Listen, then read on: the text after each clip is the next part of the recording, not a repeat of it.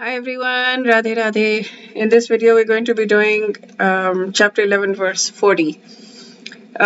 This is also a very beautiful verse. This is an actual prayer where Arjun is saying over and over again to Bhagwan Shri Krishna, I am offering my obeisances to you again and again from all sides. It's so beautiful.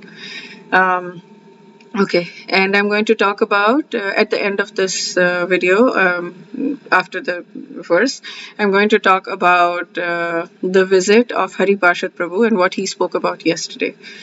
Okay, so let's sing the verse together.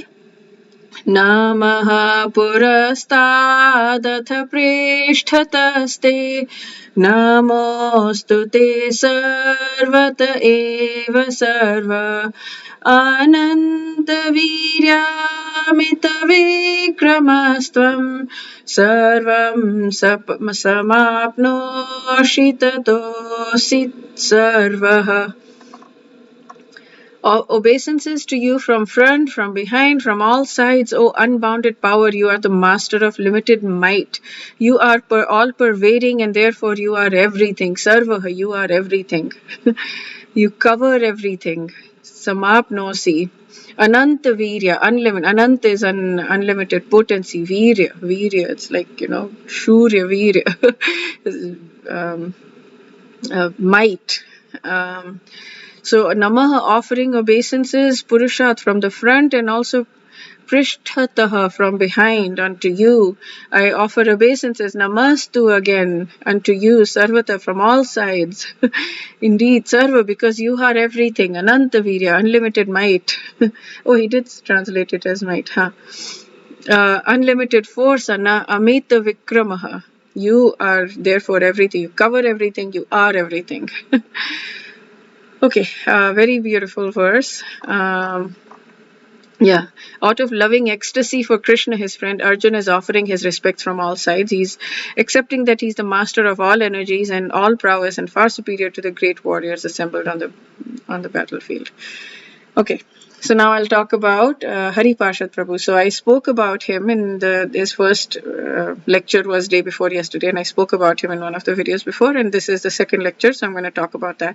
So in the first lecture, just to recap, he spoke about the different kinds of yogas that we have and what is yoga. Yoga is connection, union with God. Yoga comes from the root word yuj, which means to connect, to join, to harness, to yoke.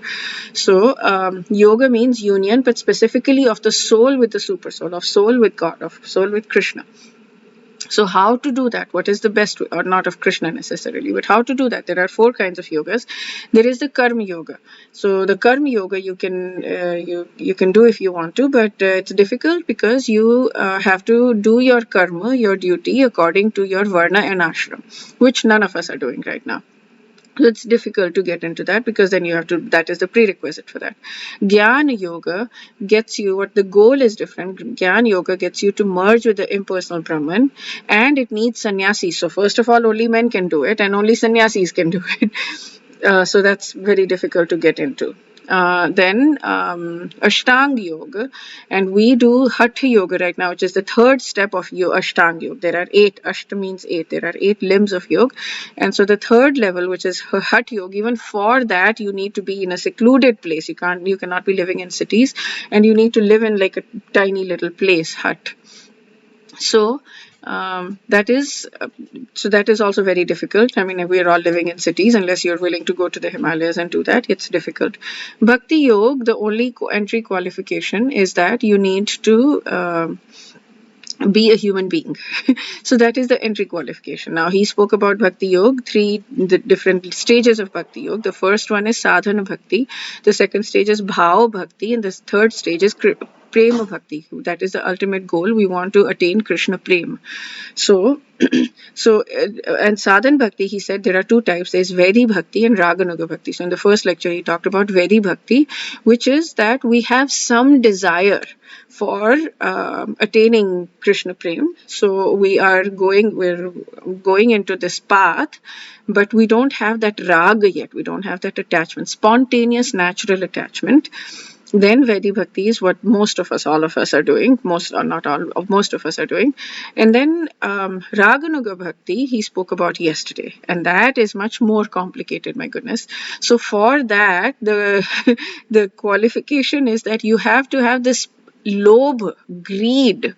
Okay, you have to have this greed in order to get to follow in the footsteps of one of the Vrajvasis. Now, who are the Vrajvasis? The Gopas, the Gopis, Nand Maharaj, Yashoda Maya, Radha Rani.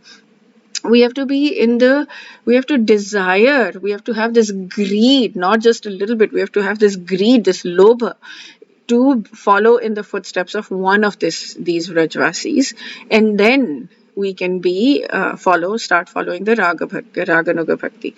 And so I asked him, like, what does that mean? Do we have to pick and choose one person that we're following, and we're just following that person, and we have greed for that person only? And then does that mean that we know what the rasa is that we're going to have with Krishna, like, whether it's Vatsalya? Because if we're following Nand Maharaj, then it's a parental rasa, Vatsalya rasa, and if we're following gopis, then it's a Madhurya rasa. If we're following gopas, it's a Sakhya rasa, the friendship rasa.